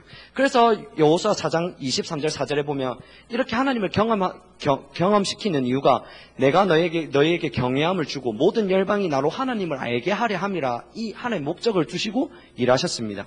이런 것처럼 하나님을 경험하는 것 또한 하나님의 얼굴을 구하여 하나님과의 사랑하는 관계 가운데 하나님의 목적이 무엇인지를 알아 그 목적을 따를 그 길을 알고 순종했을 때 하나님이 하나님의 방법으로 일하시는 것입니다. 그게 하나님을 경험한다는 의미입니다. 내가 하나님 경험해야지, 하나님 이번 주 한 주간 하나님 경험하게 해주세요, 이렇게 한다고 경험되어지지 않습니다. 하나님께서 한 번쯤 경험시켜 주실 수도 있습니다. 하나님 경험하는 자리를 계속 초청하실 수 있습니다. 그런데 하나님의 진리는 순서가 있습니다. 그리고 이렇게 하나님을 경험하기 위해서는 죽으면 죽으리다라는 말을 하잖아요. 우리가 아무렇게나 죽으면 죽으리다 한다고 하나님을 경험하지 않습니다. 죽으면 죽으리다의 말의 의미를 알아야 돼요. 이것은 에스더서인데 우리가 성경에 보면 에스라가 먼저 적혀져 있고 느헤미야가 적혀져 있거든요. 근데 이것이 어떻게 바뀌어야 되냐면, 바뀐다기보다는 상황의 전개들을 보았을 때 첫 번째 538년에 1차 바벨론 포로가 이렇게 복귀합니다. 그래서 536년에 이렇게 예루살렘 성전을 이렇게 짓게 되어집니다. 그러면서 사마리아인들이 나도 이 성전을 짓게 도와달라 이렇게 했는데, 사마리아인들은 혼혈이거든요. 사마리아인들 가운데 바벨론 왕이, 느부갓네살 왕이 이런 정책을 폈어요. 이 사마리아 백성들을 다른 곳으로 옮기고 다른 백성들을 여기에 옮겨서 여기에 이 백성들이 혼합하게 되어졌어요. 그래야 문화가 없어지고 그래야 이렇게 되잖아요. 그래서 사마리아는 이렇게 섞여 있어가지고 유대인들이 너희는 성전을 짓지 못한다. 그러므로 사마리아인들이 대적하게 돼요. 성전을 짓는데 방해를 해요. 그렇게 방해가 되었을 때 1차 그 성전을 짓던 자들이 다 완성하지 못하고 이렇게 돌아가요. 자기 집을 짓고 자기의 그 밭들을 할 때에 그게 돌아가게 되는데, 2차로 이렇게 넘어온 사람이 무엇이냐면 학개와 스가랴예요. 너희가 하나님의 집은 이렇게 짓지 아니하고 너희가 이렇게 편벽하게 너희가 잘 사는 게 좋은 거냐? 너희가 메뚜기나 너희 그 황충이 와서 열매를 맺지 못하고 이런 징계가 있는데 너희가 징계를 알지 못한다. 빨리 하나님께로 돌아가라. 집을 지어라. 그래서 집을 지어요. 그리고 난 뒤에 에스라가 돌아와요. 에스라가 돌아와서 율법으로 이들을 가르쳐요. 왜냐하면 율법으로 가르치지 아니하면 이들이 잘 설 수 없으니까요. 그 뒤에 느헤미야가 10년 뒤에 돌아오는데 예루살렘 성전에 성벽을 지으러 돌아와요. 그러니까 처음에 성전을 짓고 에스라가 돌아와서 율법을 가르치고 그 다음에 느헤미야가 와서 성벽을 건축합니다. 그때 에스라가 돌아왔을 때 바벨론 지역에 있었을 때 있었던 공주가 에스더예요. 에스더는 예루살렘에 있었던 게 아니라 바벨론 포로 직전에 그 아수에로 왕이 다스리고 있던 그 지역에 있던 에스더입니다. 그때 하나님 모르드게가 하만에게 절하지 않는 것을 보고 하만이 화가 나가지고 이 모르드게만 죽는 게 너무 열받는다. 모든 유다인을 다 죽이자. 이래가지고 왕에게 인을 쳐서 127지방에다가 다 편지를 보냅니다. 그래가지고 마지막으로 자기 마당에다가 장대를 높이 세우고 이제 모르드게를 죽이자 이렇게 하러 가는데 에스더가 내가 그 유다인들과 모르드게가 금식하면서 부르짖잖아요. 그리고 에스더를 불러가지고 네가 왕한테 나아가라. 네가 나아가지 않으면 안 된다. 근데 에스더가 내가 왕한테 나아가지 못한 지가 벌써 30일이다.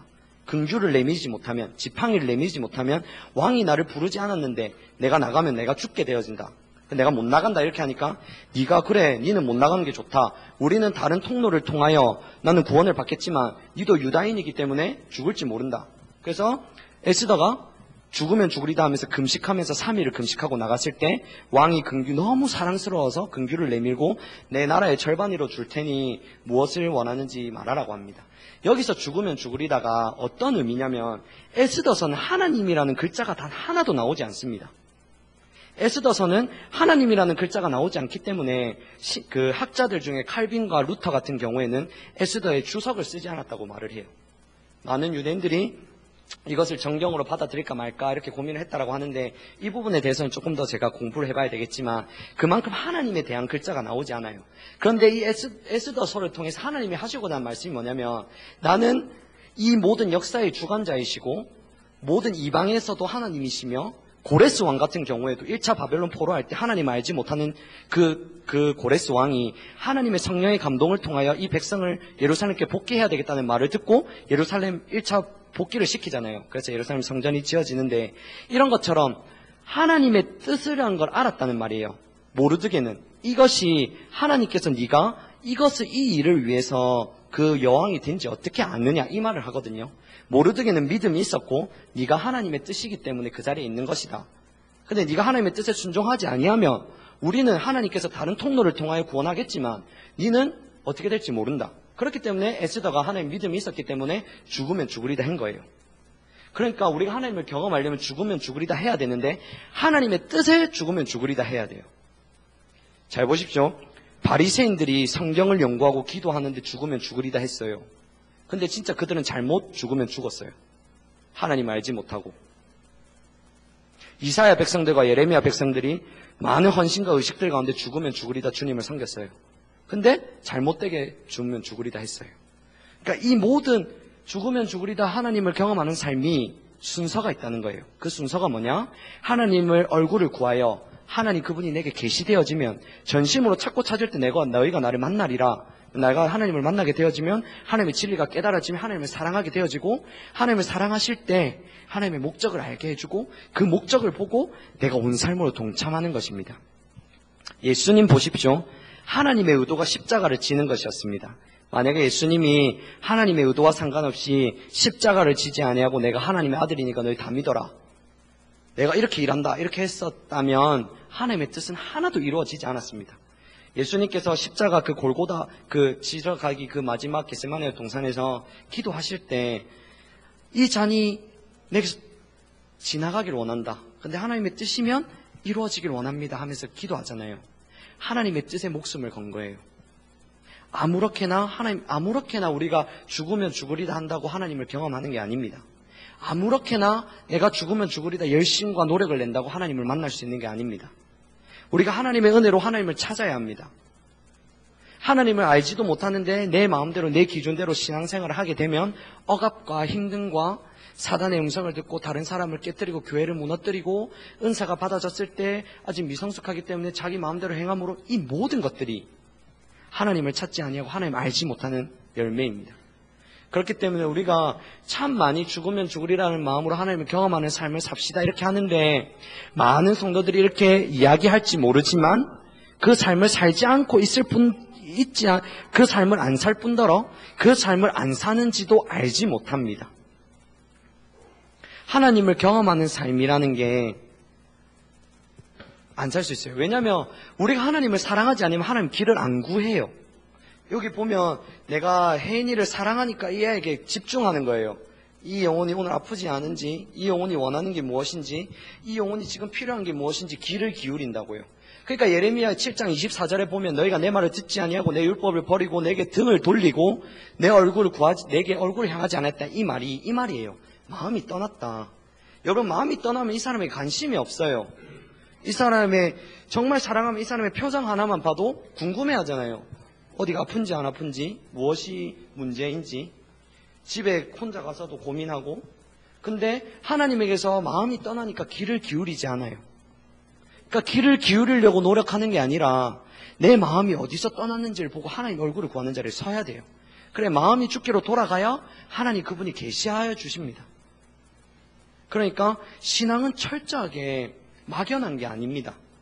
신앙이 지금 막연하단 말은 하나님 아는 것이 무엇인지 모르겠고 신앙이 무엇인지 모르겠고 이 말은 하나님과의 관계 가운데 있지 못하니까 하나님 아는 지식이 없는 거예요. 여기서 설교를 하고 똑같은 말씀을 전하고 십자가 복음을 전할지 모르지만 하나님과의 관계 가운데 있을 때 하나님께서 계속 매 순간 주어지는 하나님 아는 지식이 없기 때문에 신앙이 막연하고 무엇인지 모르고 이렇게 가면 억압이 생기고 내가 잘못하고 있는지 잘하고 있는지 모르고 그러니까 신앙이 어려운 거예요. 여러분 하나님의 기준이 보이면 이것이 하나님을 사랑하는 것이다 라는 것이 보이면 내가 얼마나 떨어져 있는지가 보이잖아요. 예를 들어서 하나님의 얼굴을 구하는 것은 최우선적으로 내 삶에서 하나님께 기도하며 하나님을 찾는 것입니다. 그런데 딱 이런 기준이 있잖아요. 그러면 기준이 딱 선포되었을 때 하나님의 성령으로 보여졌을 때 나는 아침에 일어났을 때 하나님을 찾고 하나님을 구하고 하나님의 지혜를 구하고 내가 오늘 살아갈 하나님의 목적을 구하고 하나님의 계획을 구하고 내가 어떻게 살아갈지 하나님의 은혜를 구하기보다 내가 밥을 먹고 일하기 가기 급급해서 옷 입고 씻고 나가고 하나님을 잊어버리고 있다면 이미 저 멀리 이 기준에서 떨어져 있는 거예요. 그런데 내가 하루는 이렇게 하나님을 전심으로 찾았다가 어느 날 또 넘어지고 전심으로 찾았다가 넘어지고 내가 지금 어디 서 있는지가 보이죠. 내가 여기 있을 때도 있고 점점 가까워지잖아요. 그러니까 신앙이 막연하단 말이 하나님 안 찾고 있다는 말이에요. 엘리 제사장이 그 말이에요. 너희가 사무엘상 2장 17절에 너희가 하나님을 알지 못한다. 그들이 성경 지식이 없어서 알지 못한 게 아니라 매일매일의 하나님의 찾음이 없으니까 지식으로만 남고 하나님의 마음이 지금 뭔지 이 시대를 향한 하나님의 관점이 뭔지 지금 나를 어떻게 보고 있는지 내가 이 사람을 하나님이 이 영혼을 어떻게 보고 있고 지금 내 하루의 계획이 어떤지를 알지 못한다는 말이에요.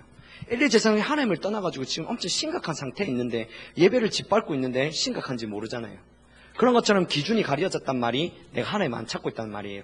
기준이 가려지면 막연해져요. 신앙이 억압에 빠지게 되어 있습니다. 왜냐하면 안 되는 삶을 자꾸 내가 살아야 되는데 힘으로 살아야 되기 때문이에요. 그러니까 하나님 얼굴을 구하는 것은 하나님의 은혜로 되어지는데 매일매일의 삶 속에 전심으로 찾을 때 그렇게 되어집니다. 그리고 하나님의 은혜라고 했을 때 하나님의 은혜를 헛되이 받지 않는다는 말의 의미가 무엇인지 아십니까? 한번 고민해 보셨으면 좋겠습니다. 하나님의 은혜를 헛되이 받지 않는 게 뭐지? 하나님, 내 삶에 하나님의 은혜를 헛되이 받지 않는 게 무엇입니까? 했을 때 마태복음 25장 보면 한 달란트 받은 자의 비유 있죠. 5달란트와 2달란트는 하나님이 5달란트와 2달란트 줬을 때 바로 가서 장사하여 남기잖아요. 그 말의 의미가 무엇이냐면 하나님과의 관계 가운데 이 5달란트 주는 의미를 알았다는 거예요. 내가 이 5달란트로 하나님 무엇을 하기를 원했다는 걸 알았다는 거예요. 그런데 1달란트 받았던 자는 하나님은 굳은 사람이라 그 심지 않은 데서 거두는 줄 알았다. 그래서 땅에 감추어뒀다. 하나님과의 관계가 안 되니까 하나님의 목적을 모르는 거예요. 여러분들에게 사람을 붙여주셔가지고 하나님께로 인도하는 그 사람을 붙이거나 환경을 붙여주셨을 때 하나님의 의도를 알지 못하면 그 사람이 하나님이 붙여주신 의도가 쏟아집니다. 여러분들이 하나님께서 마음이 떠나면 시간을 내 마음대로 씁니다. 돈을 내 마음대로 씁니다. 그리고 내가 해야 될 모든 내 에너지와 모든 것들은 나를 위해 쓰게 되어 있습니다. 하나님을 위해서 돈을 주셨고 하나님을 위해서 시간을 주셨고 하나님을 위해서 주신 것들이 내가 하나님을 사랑하지 않으므로 다 쏟아집니다. 그러니까 하나님 은혜를 헛되이 받지 않는다는 그 말 또한 하나님을 사랑해서 하나님이 이걸 왜 주시는지 그 목적을 알아야 쏟아지지 않는다는 말입니다. 그러니까 하나님의 얼굴을 구한다는 게 얼마나 깊은 건지를 보아야 합니다. 지금 이 순간에도 내가 하나님을 알고 싶은 마음이 없고 하나님께 관심이 없다는 그 자체가 하나님을 찾지 않고 있다는 것이고 하나님께 은혜를 구해야 될 시간입니다. 여러분들이 기도했을 때 너는 내일부터 10분이라도 기도해. 그게 지속되면 점점 늘어날 거야. 이렇게 하잖아요. 우리들은 신앙생활을 오래 했어요. 그 말에 저는 조금 더 나아가야 된다고 생각해요.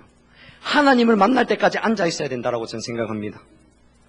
왜냐하면 지금 하나님은 전심으로 찾는 자에게 하나님 만나주신다고 했는데 내가 오늘 30분 예배를 드렸고 오늘 하루 예배를 드렸는데 하나님을 못 만났다는 말은 내가 하나님 안 찾고 있다는 말이잖아요. 그러니까 하나님을 만날 때까지 내가 찾는단 말은 하나님을 전심으로 얼굴을 구하기 위해서 하나님께 배워야 돼요. 하나님께 은혜를 구해서 주님 앞에 서야 되는데 우리는 성경을 읽고 기도하고 예배 드려도 하나님 못 만났는데 그냥 갈 때가 많잖아요. 다른 일을 할 때가 너무 많아요. 근데 우리가 일을 하러 가야 되고 다른 일이 있는데 어떻게 그 기도 자리에 앉아있냐? 저 말은 그 기도했을 때 하나님을 못 만났다면 내 마음 가운데 그 생각이 있어야 돼요. 일을 하다가도 왜 오늘 하나님 못 만났습니까? 내가 공부를 하다가도 왜 하나님 오늘 안 만나주십니까? 내가 사람과의 관계가 깨졌을 때 왜 하나님 관계가 깨졌습니까? 이게 하나님 얼굴을 구하는 삶입니다. 여러분들이 진짜 사랑하는 사람 있죠? 진짜 사랑하는 사람과 관계가 깨졌다고 생각해 보십시오. 밥 먹을 의미도 없을 것이고 그 사람에 대해서만 생각할 것입니다. 어떻게 하면 이 관계가 회복될 것인지를 고민할 것입니다. 정말 그 사람을 사랑한다면 내가 무엇을 잘못했는지 나를 돌아보게 될 것입니다. 내 말을 했던 게 잘못됐나? 내 어떤 행동이 잘못되었나? 무엇이 잘못되었는가 고민하고 그 사람과 관계가 회복되기 위해서 노력할 것입니다. 이것이 하나님과의 관계입니다. 하나님은 동떨어져서 배우지 않기를 원합니다. 하나님 모든 만물이 하나님에게서 나왔기 때문에 모든 만물을 통하여 하나님을 볼 수 있습니다. 결혼을 하는 가장 궁극적인 이유가 하나님의 사랑을 더 알기 위해서 아닙니까? 가장 이 땅에서 친밀한 그 아내와 남편을 통하여 하나님과의 친밀함을 더 알기 원하고 혼자서는 안 되는 하나님의 뜻을 둘이서 연합하여 뜻을 이루길 원하고 하나님께 길로 가길 원하는 거예요. 그러니까 가정의 예배가 안 세워지고 있고 가정이 하나님을 찾는 자리로 인도되어지고 있지 않다면 그 가정은 원래의 의미를 상실하고 있는 것입니다. 내가 잘 먹고 잘 살고 아기를 잘 키우는 게 하나님 뜻이 아니에요.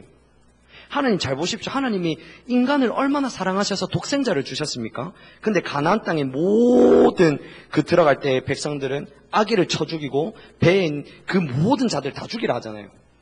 그 이스라엘 백성들이 더러워질까 봐. 하나님의 뜻은 너희가 나를 사랑하는 게 목적이에요. 출애굽기 19장 3절을 보면 너희가 내게로 인도했다. 그러니까 가정이 올바로 서기 위해서는 내 남편을 하나님께로 인도하고 내 아내를 하나님께로 인도하고 내 자녀를 하나님께로 인도하고 있는 그것이 올바른 가정의 기능을 하고 있는 것입니다. 그것이 되어지고 있지 않다면 지금 가정이 세상적으로 말하면 역기능이에요. 역기능. 세상적으로도 올바른 부모 밑에서 자라지 못한 아이들을 역기능이라고 하잖아요. 그러니까 우리가 하나님의 안에서 하나님의 신앙의 본질로 세워지고 있지 않다면 역기능적인 가정입니다. 자기 중심이 충만하고 자기를 위해서 살고 자기의 관점으로 이 남편과 아내를 왜 붙여주셨는지를 알지 못하고 하나님의 뜻이 쏟아지기 때문입니다. 그러니까 우리가 하나님을 찾지 아니하면 하나님의 관점으로 나를 볼 수 없기 때문에 늘 낙심해요. 내가 잘못해서 이 남편을 골랐나? 내가 실수해서 이 결혼을 했나? 내가 실수해서 어제 이런 행동을 했나? 내가 실수해서 여기를 갔나? 아니요. 하나님의 얼굴을 구하지 않았기 때문에 잘못 갔을 수도 있고 하나님의 얼굴을 구하지 않기 때문에 지금 의도를 알지 못하고 있을 수 있습니다. 이런 것처럼 하나님의 얼굴을 구하는 것이 정말로 중요합니다. 그리고 하나님의 얼굴을 구하지 아니하면 하나님의 얼굴을 구하지 않는 그 자체가 죄입니다. 하나님의 의도를 알지 못하기 때문에 하나님의 길로 갈 수가 없고 하나님의 길로 가지 못하면 하나님 근심케 합니다. 하나님을 경록케 합니다. 하나님을 진노케 합니다. 하나님의 마음을 아프게 합니다. 그 자체가 이미 하나님 앞에 죄입니다. 그리고 우리의 성품과 인성이 다루어지는 게 아닙니다. 다루심이란 걸 잘 이해하셔야 됩니다. 내 성품과 인성을 다루고 있는 게 아닙니다. 뭔가 이 사람이 됐을 때 내가 참고, 이 사람이 됐을 때 좋은 마음을 품고 기도해 주는 게 찾는 게 아닙니다. 내가 하나님을 찾고 하나님과의 관계 가운데 있을 때 하나님의 관점으로 이 사람을 사랑한다라고 했잖아요. 그러면 내가 이 사람을 사랑하지 못할 때는 내가 하나님 관계 가운데 있지 못한 거예요. 그러니까 하나님이 우리를 다루시는 것은 하나님을 찾는 것을 다루시고 하나님 안에 거하는 것을 계속 다루십니다. 우리를 진리 가운데 세우시는 걸 계속 다루신다고요. 하나님과의 관계 가운데 있으면 자연스럽게 맺어지는 열매이기 때문입니다. 내가 이 사람에 대해서 하나님의 관점으로 보지 못하는 것 자체가 하나님의 관점에서 떠나 있기 때문에 안 나오는 열매입니다. 그러니까 내가 다루심을, 하나님과의 관계를 떠나면 다루심을 왜곡되게 생각해요. 뭔가 나보다 사랑하지 못하는 사람을 내가 높은 자리에서 이 사람을 섬긴다라고 생각하잖아요. 이 사람에게 뭔가 내가 섬겨주고 이 사람을 도와준다. 아니요. 우리가 하나님과의 관계 가운데 있을 때 이 사람에게 내게 왔을 때 내가 어떻게 진리로 반응할 것인가, 하나님과의 관계 가운데 머물 것인가, 하나님의 뜻을 보고 이 사람을 하나님께로 인도할 것인가, 그걸 배우는 겁니다. 그러니까 하나님을 찾지 않으면 이 사람을 보내주신 하나님의 뜻이 다 쏟아지고 하나님이 보내주신 환경이 다 쏟아져요. 여러분들, 우리는 하나님께서는 모든 것을 유익되게 하신다고, 모든 환경과 사람을 유익되게 하신다고 배웠어요.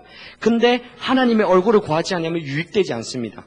이스라엘 강야 백성들을 보십시오. 신명기 8장 3절에 보면 너희가 마침내 복을 주려 하고 너희가 말씀대로, 말씀이 생명인 것을 가르치고 너희를 낮추시고 하나님의 길로 인도하기 위해서 그 강야로 인도하셨는데 그들이 하나님의 얼굴을 구하지 아니하니까 그 의도가 다 쏟아져요. 결국 가나안 땅 못 들어가고 40년 동안 뱅뱅 돌다가 하나님의 유업에서 벗어나고 다 죽게 되어집니다. 여러분들이 진짜 모든 것이 유익되기를 원하면 하나님의 얼굴을 구해야 돼요. 하나님의 얼굴을 구하지 아니하고 이 환경을 주신지를 모르는데 어떻게 내게 유익이 되겠습니까?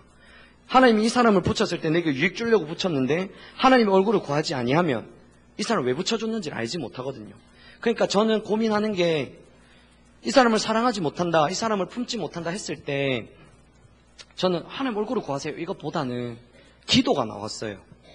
하나님, 은혜가 필요합니다. 우리에게 정말 은혜가 필요합니다. 이분에게 은혜가 필요하고 이분에게 하나님 얼굴을 구할 수 있는 은혜가 필요합니다. 이것이 진정한 신앙입니다. 판단하고 있다는 그 자체가 내가 이미 기준을 떠난 겁니다. 왜냐하면 내가 은혜로 살 수밖에 없는 존재인데 내가 뭔가 된다라고 생각하니까 저 사람을 판단하고 있는 거거든요. 네가 받은 그 헤아림으로 네가 헤아림을 받을 것이다. 왜냐? 하나님의 은혜가 거치면 똑같은 죄인이기 때문에 그렇습니다. 내가 네게 준 은혜를 가지고 왜 네가 자랑하느냐. 고린도 전서에 보면 네가 받은 것이 없는데 왜 자랑하느냐. 그들이 하나님이 경험한 것을 자랑하고 하나님의 은사를 자랑하고 하나님의 것들로 자랑하니까 자기의 마음이 높아지잖아요. 다윗 보십시오. 골리앗에게 그 믿음의 그 승리를 하고 다윗이 예배하면 사울의 악신이 떠나갔어요. 근데 하나님께서 곧바로 그를 세운 게 아니라 13년 동안 다루심의 자리로 보냅니다. 우리는 지금 하나님을 경험하고 하나님의 임재가 있고 이것에 초점을 두는 게 아니에요. 하나님 우리를 가르치시고 배우기를 원하신다고요. 내가 진리 가운데 서 있는 게 아니에요. 어떤 학자가 이랬어요. 조지 물러의 삶과 허드슨 테일러의 삶의 전기들을 읽어봤을 때 그들의 삶이 올바로 선 것은 15년이 지난 일이었다. 우리가 지금 좀 은혜가 있고 임재가 있고 하나님이 일하시는 것 같고 지금 하나님을 경험하는 것 같지만 하나님은 거기에 초점이 있지 않습니다. 하나님은 온전히 하나님의 기준 가운데 서는 그날까지 우리를 다루어 가십니다. 그래서 항상 배우고자 하는 자세로 서야 합니다. 내가 지금 하나님의 얼굴을 구하고 있지 않다면 하나님, 어떻게 하면 하나님의 얼굴을 구하겠습니까? 배워야 됩니다. 하나님의 얼굴을 구하기만 하면 여러분들의 삶이 정말 생명을 얻는 삶입니다. 정말 이건 제가 확신합니다. 하나님 생명 주기를 기뻐한다는 건 제가 진짜 확신합니다. 하나님이 제 삶에 그렇게 일하셨고 하나님은 제가 어떤 사람이었냐면 저는 인생을 두 가지로 나눕니다. 사단의 종되었던 내 인생과 하나님의 종으로 살아가는 지금의 인생. 그것이 다른 말로 해서 구원받기 전과 구원받은 후로 나눕니다. 제가 어떻게 진짜 나쁜 짓을 했냐면 하나님 안 찾았어요. 하나님 안 찾는 게 제일 나쁘죠. 교회를 나왔지만 목사님 설교하실 때 밑에서 핸드폰을 가지고 제 친구랑 장난을 치고 목사님 말씀이 진짜 21살 때까지 단 한마디도 기억이 안 나요. 여기 성도분들이 좀 저를 다 사랑해 주시지만 저를 못 봤대요. 어떤 집사님은 몇 년 동안. 저 왔었거든요. 왜냐면 11시 예배가 시작하면 11시 29분에 딱 와가지고 앉아가지고 목사님 축도할 때 나갔어요. 그런 사람이었고요. 제가 하루 종일 TV도 많이 봤고요. 게임도 많이 했고 양것도 참 많이 봤고요. 애들한테 양것도 막 전도하고 이랬어요. 여기 가면 진짜 좋다. 여기 가면 이런 게 진짜 좋다. 이런 사람이었어요. 저도 친구들에게 술도 많이 먹고요. 술 먹고 택시에서 토하기도 하고요. 그런 사람이었어요. 그런데 하나님을 알게 되어지니까 이것이 문제, 이건 열매예요. 왜냐하면 하나님의 사랑이 없는 궁핍한 사람들에게 사랑을 받고 싶어하고 술이 좋아서 가는 사람은 없을 겁니다. 사람이 그립고 사랑이 고프니까 사람들과의 관계가 그 분위기가 좋으니까 술 마시러 가는 것이고, 요번에 우리 그 NWC에서 그 교수님께서 성교육을 해주셨는데 그들이 야한 것을 보는 이유는 너무나 외롭기 때문이다. 근데 진짜 그 야한 것을 보는 사람들을 보면 엮이는 가정이 진짜 많거든요. 집에 혼자 있거나 부모가 없거나 맞벌이 부부거나. 그래서 교제할 사람이 없고 사랑을 충분히 못 받으니까 그런 것으로 채운다. 그러니까 TV를 보게 되고 그 공허한 마음을 다른, 그러니까 이 백성들을 볼 때 하나의 관점으로 봐지는 거예요.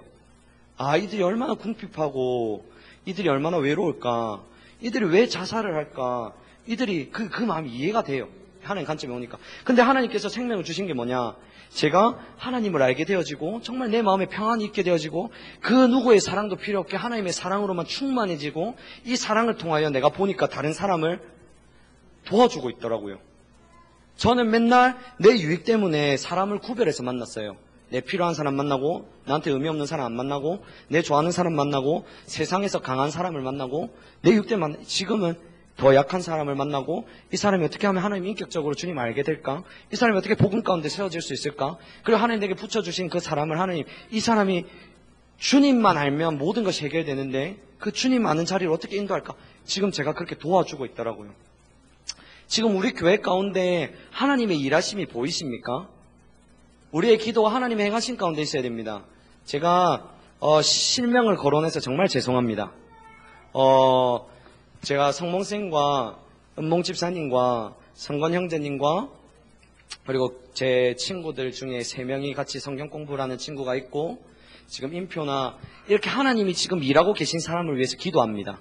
하루 종일 저번에 성몽생님께서 기분이 안 좋아 보이시길래 하루 종일 기도를 했습니다. 그리고 마지막 마무리 기도를 제가 저녁에 와서 여기 봉당에서 기도를 하고 가는데 그냥 성몽생에게 올라가야 되겠다는 마음이 들었어요.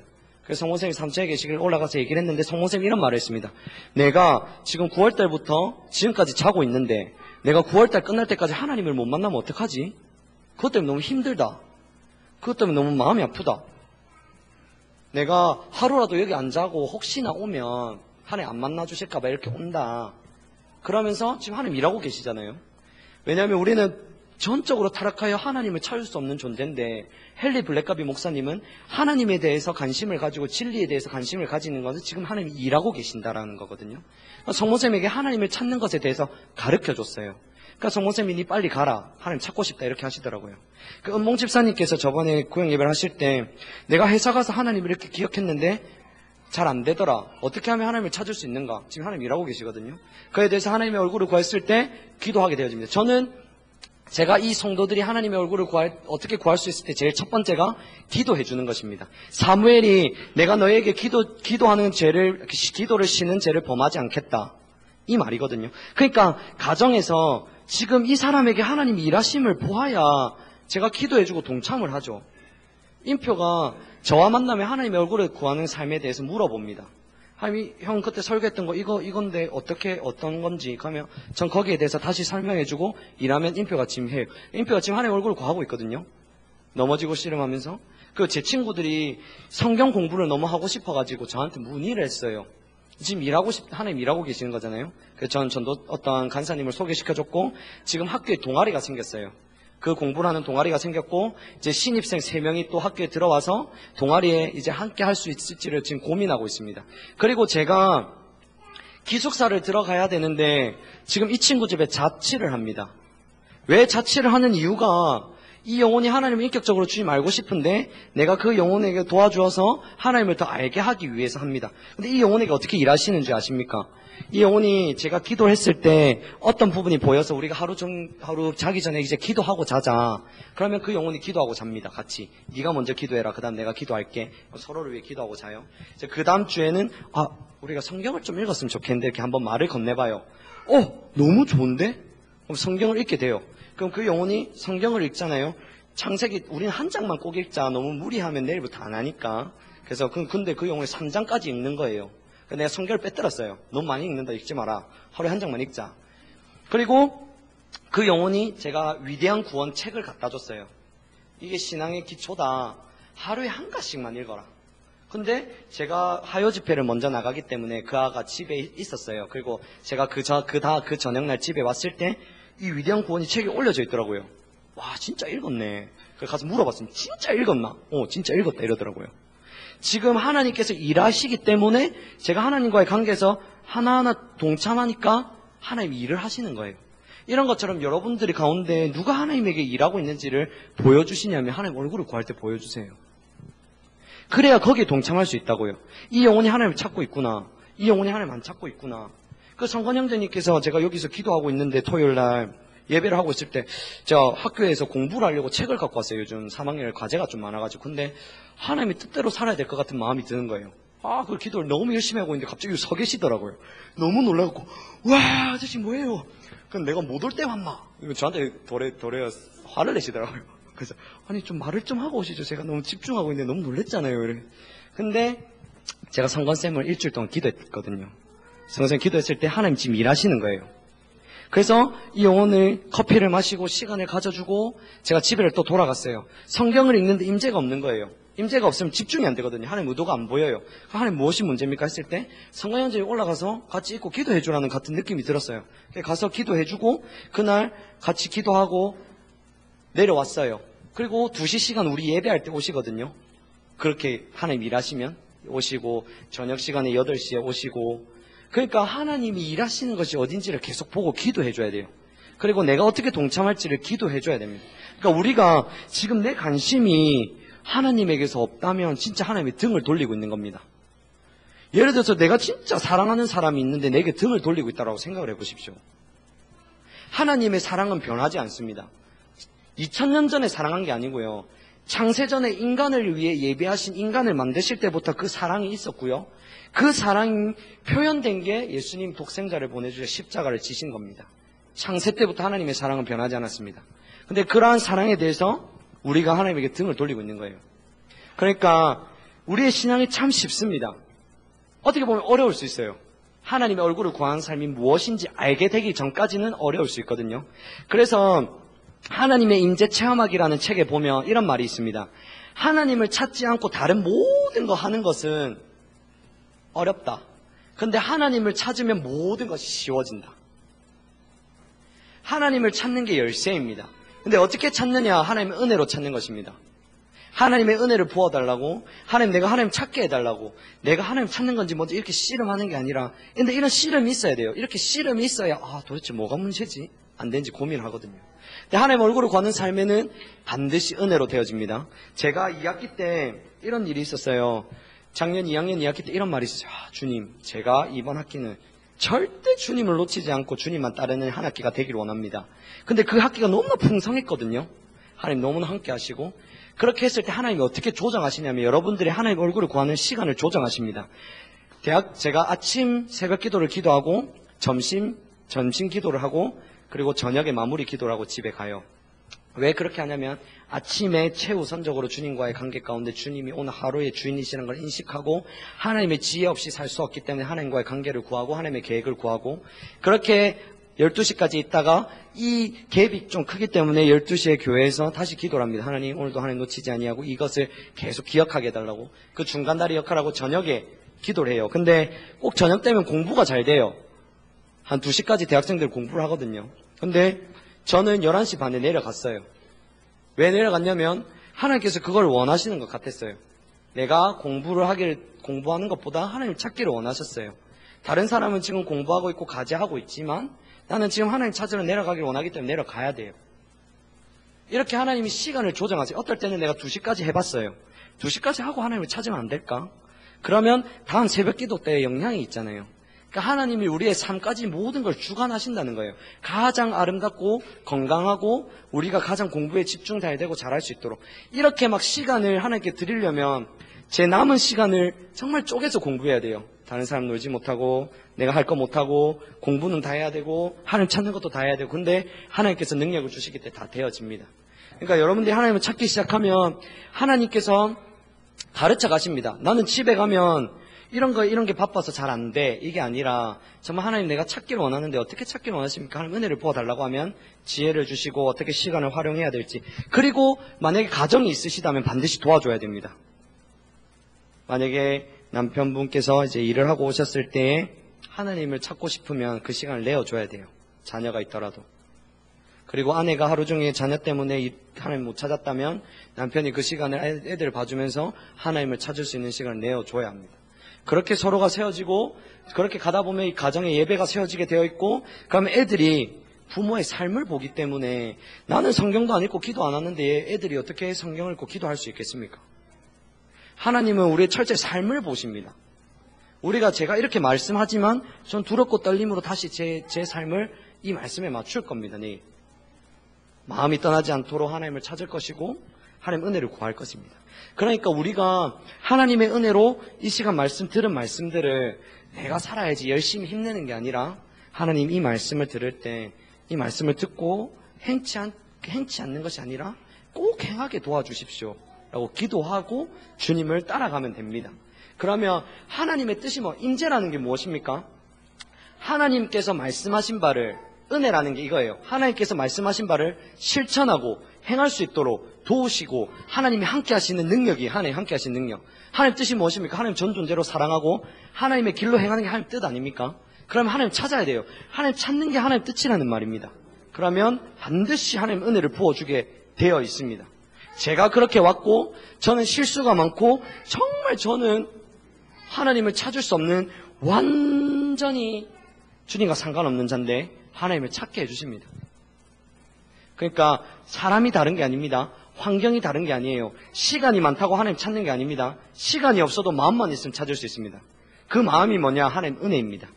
은혜 가운데 하나님 찾을 수 있도록 전심으로 찾을 수 있도록 하나님 전심으로 사랑할 수 있도록 하나님의 내 마음을 지키는 것도 내 힘으로 지키는 게 아니라 하나님 은혜로 내 마음을 지켜달라고 생명의 근원이 이에서 남이라.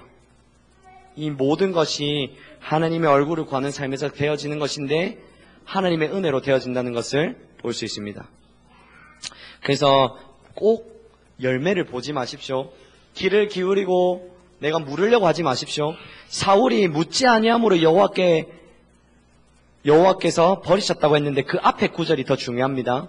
사울이 말씀을 지키지 아니하고 신접한 자를 찾아가 가르침을 받고 여호와께 묻지 아니함으로 말씀을 지키지 않는다. 이 말이 이미 마음이 하나님을 떠나 내 길로 행하여 신접한 자를 찾아간 것입니다. 묻는 것조차도 하나님과의 관계 가운데 있을 때 무너지는 것입니다. 여러분, 내가 예한이가 진짜 내 사랑하는 사람이라면 내가 묻지 않고 막 행하겠습니까? 묻지 않고 약속을 정하고 묻지 않고 약속을 깨고 이 사람을 존중하는 게 아니에요. 이 사람을 생각하는 게 아니라 자기 편한 대로 자기 방식으로 사랑하는 거예요. 그러니까 우리가 묻는다는 것 자체도 이 사람을 존중히 여기고 사랑하기 때문에 묻는 게 나오는 거예요. 내가 그의 길로 가기 위해서, 존중하기 위해서. 그래서 우리가 참 많은 말씀들이 있었는데 단 한 가지 기억할 게 딱 하나만 있으면 됩니다. 신앙은 순서가 있다, 질서가 있다. 하나님의 은혜가 부어져야 되고 하나님의 은혜가 부어지면 하나님의 얼굴을 구하고 하나님의 얼굴을 구하면 전심으로 찾을 때 주님 만나주신다. 만나주시면 하나님을 사랑하게 되어 있다. 사랑하면 그를 사랑하기 때문에 더 하나님을 계시해 주신다. 하나님 자신과 목적과 길을. 그럼 우리는 그것을 또 목적을 따라갈 은혜를 구하고 순종하면 하나님께서 경험하게 되어진다. 여러분들의 참다운 기쁨이 주님이 되시고 다른 사람들이 하나님을 알게 되어지는 것이 되어지길 축복합니다.